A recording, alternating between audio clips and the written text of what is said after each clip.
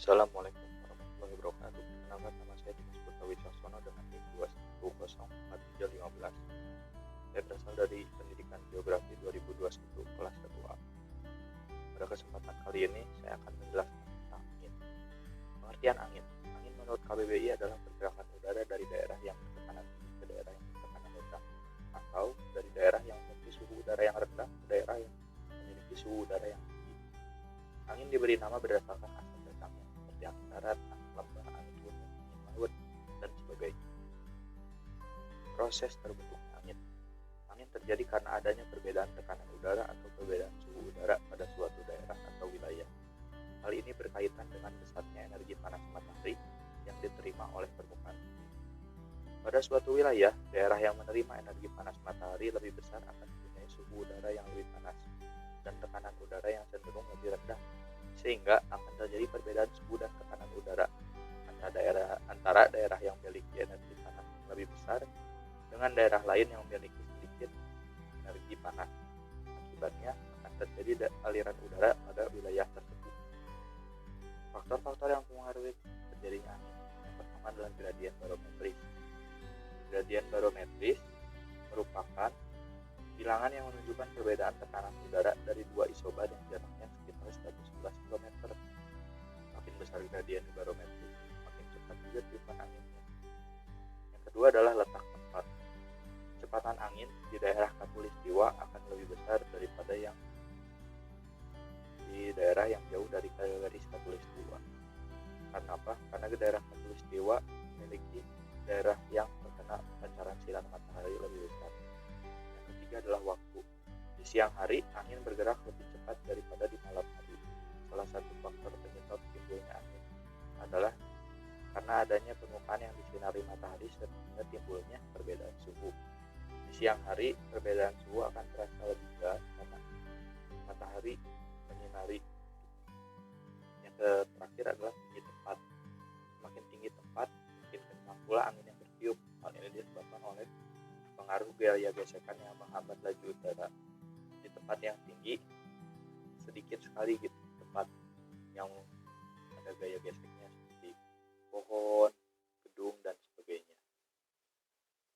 Lalu saya akan masuk ke jenis-jenis angin. Yang pertama adalah angin laut. Angin laut adalah angin yang bertiup dari arah laut ke darat. Pada umumnya terjadi pada siang, dari kira-kira pukul 9 sampai pukul 4 sore. Di daerah pesisir pantai, angin laut ini terjadi pada siang hari.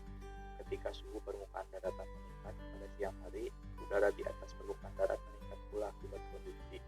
Tekanan udara di daratan menjadi lebih rendah karena panas, sedangkan tekanan udara di lautan cenderung masih lebih tinggi atau lebih dingin. Angin darat. Angin darat adalah kebalikan dari angin laut, yaitu angin yang bertiup dari arah darat ke arah laut, yang umumnya terjadi dari jam 8 malam sampai pukul 6 pagi di daerah pesisir pantai.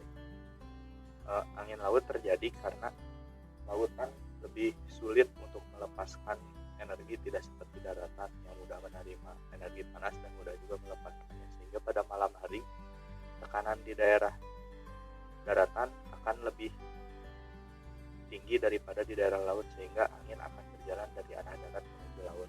Angin ini pula lah yang digunakan para nelayan untuk bertiup. Angin gunung dan lembah. Angin gunung bertiup dari lereng ke lembah pada malam hari, sedangkan angin lembah bertiup dari lembah ke gunung pada siang hari. Pada saat siang hari, lereng lebih panas daripada lembah, sedangkan pada malam hari, lereng lebih dingin daripada lembah. Angin fon atau angin jauh adalah angin yang terjadi seusai hujan orografis. Angin yang bertiup pada suatu wilayah dengan temperatur kelenggasan yang berbeda. Angin fon terjadi karena ada gerakan massa udara yang naik ke pegunungan yang tingginya lebih dari 200 meter. Di satu sisi, lalu turun ke sisi lain. Angin fon yang jatuh dari puncak gunung bersifat panas dan kering karena uap air yang sudah dibuang pada saat hujan orografis. Angin fon memiliki dampak buruk terhadap manusia, yaitu karena suhu panas dapat menurunkan daya tahan tubuh dan juga dapat membuat kering panas. Yang berikutnya adalah angin muson. Angin muson adalah angin yang bertimbus secara periodik minimal 3 bulan, dan antara periode yang satu dengan yang lainnya polanya akan berlawanan dan berganti arah secara berlawanan. setiap setengah tahun. Biasanya pada setengah tahun pertama bertiup angin darat yang kering dan setengah tahun berikutnya bertiup angin laut yang basah. Angin muson di Indonesia juga dijadikan sebuah penentu musim karena ada angin muson yang membawa air laut yang membuat di Indonesia musim hujan, dan angin muson yang membawa udara kering itu dari benua Australia. Berikutnya adalah angin pasat. Angin pasat adalah angin yang bertiup tetap sepanjang tahun dari daerah subtropik menuju daerah ekuator. Terdiri dari angin pasat timur di laut yang bertiup dari belahan bumi utara dan angin pasat tenggara yang bertiup dari belahan bumi selatan. Angin antipasat. Udara di daerah ekuator yang mengalir ke daerah kutub dan turun di daerah maksimum subtropik merupakan angin antipasat. Di belahan bumi utara, angin antipasat barat daya, dan di belahan bumi selatan disebut angin antipasat barat laut. Pada daerah sekitar lintang 20 sampai 30 derajat lintang utara dan lintang selatan, angin antipasat kembali turun secara vertikal sebagai angin yang kering. Angin kering ini menyerap uap air di udara dan permukaan daratan. Angin ini bertiup ke arah barat, dan itulah sebabnya kenapa di daerah barat banyak adanya fenomena gurun. Perhitungan angin. Ada 3 hal yang dapat diukur dari angin, yaitu kecepatan angin atau wind speed menggunakan anemometer velocity, tekanan angin atau wind pressure menggunakan anemometer pressure, dan arah angin wind direction menggunakan wind fan. Anemometer. Anemometer secara umum adalah sebuah alat yang digunakan untuk mengukur arah dan kecepatan angin. Kata anemos sendiri diambil dari bahasa Yunani yaitu anemos, yang memiliki arti angin atau udara. Alat ini mulai diperkenalkan pertama kali pada tahun 1450 Masehi oleh Leon Battista Alberti yang merupakan seorang arsitek. Anemometer terbagi menjadi 2, yaitu velocity anemometer dan anemometer yang berfungsi mengukur kecepatan angin, dan anemometer tekanan atau pressure anemometer yang berfungsi untuk mengukur tekanan angin. Anemometer velocity memiliki cara kerja yang sangat simpel dan hampir sama seperti kincir angin. Anemometer harus diletakkan di luar ruangan sehingga akan memutar kincirnya, dan alat tersebut akan menghitung berapa kali putaran per detiknya.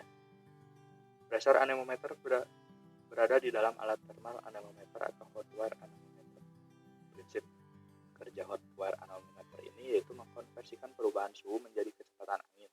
Mengingat prinsip utama dari anemometer yaitu memberikan segala macam informasi mengenai udara. Berikut adalah gambar-gambar mengenai anemometer. Ada anemometer cup, anemometer laser Doppler, anemometer kincir angin, anemometer hot wire, anemometer sonic, dan anemometer digital. Wind fan. Alat ini berfungsi untuk mengetahui arah dari mana angin bertiup. Alat ini terdiri dari ujung dan ekor. Saat angin bertiup dari arah utara, maka ekor wind fan akan terdorong dari arah utara ke selatan, sehingga ujung depan wind fan akan berubah arah menuju arah utara yang merupakan arah datangnya angin. Berikut adalah gambar wind fan. Gambar wind fan itu yang sebelah kanan dan anemometer cup yang sebelah kiri. Satuan angin adalah satuan yang mengukur kecepatan aliran udara dari tekanan tinggi ke tekanan rendah dan diukur menggunakan anemometer atau dapat diklasifikasikan menggunakan skala Beaufort atau knot yang didasarkan pada pengamatan pengaruh spesifik dari kecepatan angin.